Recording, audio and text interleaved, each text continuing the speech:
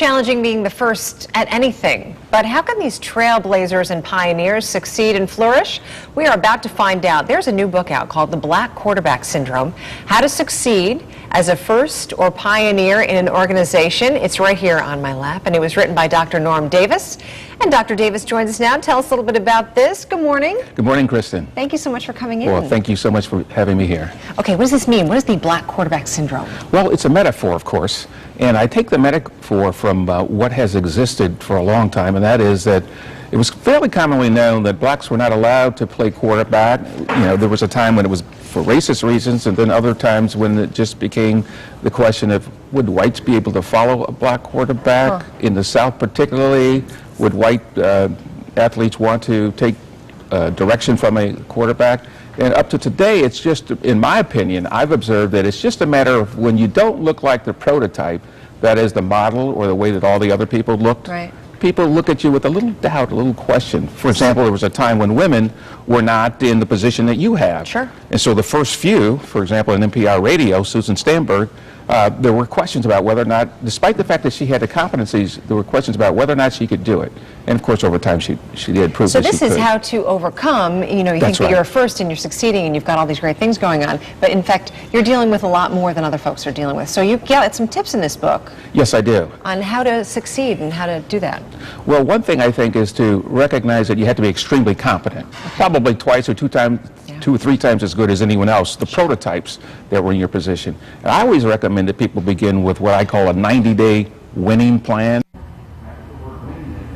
Emphasize the fact that in reality at work, you're in a competition with your coworkers.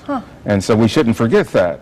And in the 90-day plan, you think about what your vision is, what you want your future to look like in terms of your career, what's your mission, and then you have to figure out what are the gaps and move forward. Another one of the things that a first must do is to be very socially competent. So I even have in my book how to have a cocktail party, so that you can begin to learn how to throw a cocktail party, have a party curve where it begins slowly and it always ends when people are very, very happy and excited, because they always remember the end of a party.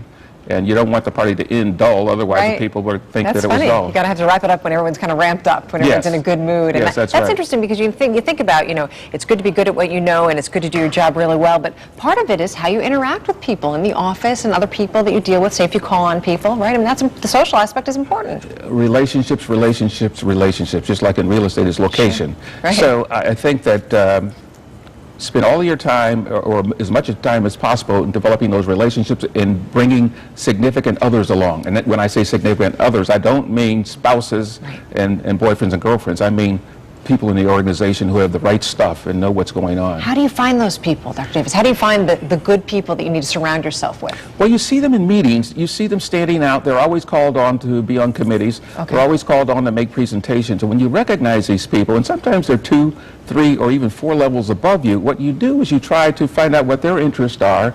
And if you have similar interests, for example, you might end up tutoring their child in Spanish or playing golf with them. Sure. Yeah, oh, golf. I recommend playing golf. Golf is a big thing. Oh, it's a huge thing. Golf has nothing to do with golf half the time, right? I don't think so. I think so. I was always a tennis person, but I wish I had learned to play golf much sooner. But that's important in networking, right? And getting tips from them and kind of asking for their advice, right? Because I think it's better if you're humble, isn't it, when you go in? Humble, but you know, at the same time, you have to let people know that you are good. And announce your victories.